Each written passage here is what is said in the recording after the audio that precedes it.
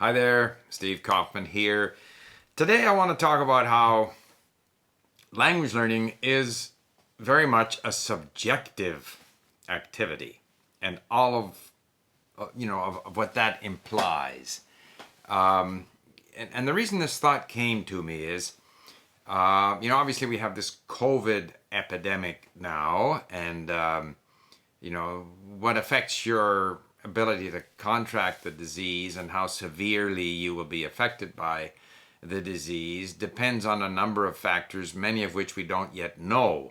And as the scientists learn more about COVID, they'll have a better idea of different people's vulnerability and what kinds of situations are most dangerous. They know a lot already. Some people who have certain medical conditions or of a certain age are more likely to be, adversely affected by COVID. And yet there are surprises. There are young, apparently very healthy people who are very severely affected by COVID.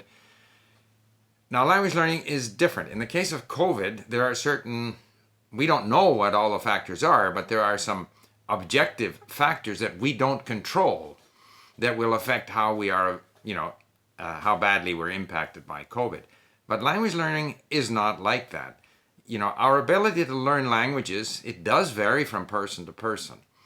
But we also influence those things. So it's not a purely sort of objective factor. I am obese or I am of a certain age and therefore I'm statistically more likely to contract a severe form of COVID.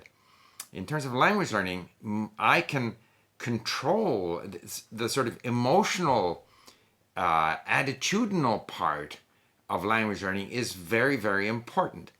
And unfortunately, many of the studies that are done on what works in language learning, and I've been doing a bit of research, they have a term, GLL, good language learners, and it all deals with either techniques in the classroom that the teacher can use, or techniques that learners supposedly use, like they're more inclined to guess, is suggested as one characteristic of good language learners. I don't really guess. I think I'm a fairly good language learner.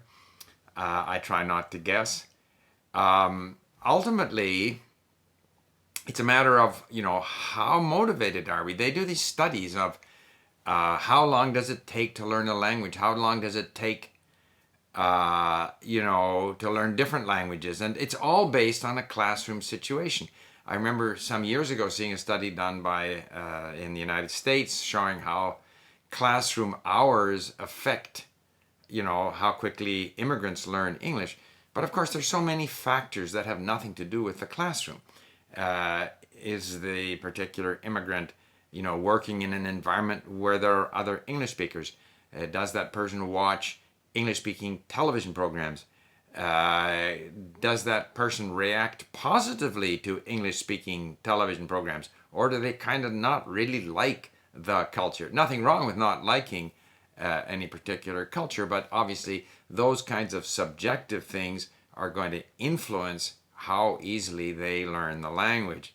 So, and I've had a number of discussions recently, interviews with people, and we talk about what affects language learning, and it's not possible to like everything in a new culture, but it should be possible to find some things that we like, or people that we like, or voices that we like, or subject matter that we like, so that we create as positive a subjective environment as possible. You can't just tell people go and find friends in the language if those people are not positively attracted to the language. So once we recognize the subjective nature of language learning, not only in terms of initiative by the language learner, but also in terms of emotionally how the learner reacts to the language, what the interests of the learner are. It can also be a matter of confidence. Obviously, a person who has learned more languages is more confident, so that's a subjective factor. I don't think it's so much a matter of the language learning techniques that good language learners use. I think it's rather that the good language learners allow themselves to get carried away with the language, find things interesting in the language. And then in their desire to learn more about the language and the culture, they will naturally find certain techniques there that work. They're more willing to accept uncertainty because they're so interested in what they're reading or listening to, or interested in certain people. So a lot of the sort of techniques, accepting uncertainty, guessing or not guessing, whatever, accepting the fact that you're going to forget and relearn, accepting the fact that you're going to be embarrassed because you can't remember things, or you have to ask someone to repeat things, and all of these sort of inhibiting factors, if we subjectively have an attitude that says, I'm interested, I like it, I like the sound, then we sort of are prepared to fight our way through some of these negative things. So if the person subjectively doesn't really like being with speakers of that language, which is understandable, so a lot of these subjective things are going to inhibit their success.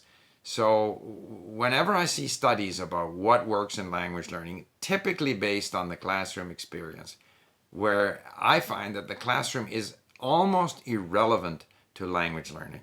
Whether a learner is in a classroom or not, it's the things that the learner does outside the classroom, which are largely dictated by the learner's attitude towards the language or towards the process of learning. In other words, subjective factors.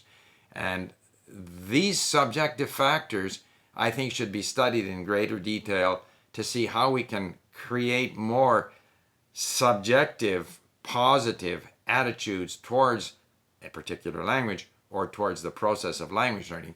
That, rather than any techniques of language learning or language teaching, I think have a much greater influence. So there you have it. I look forward to your comments.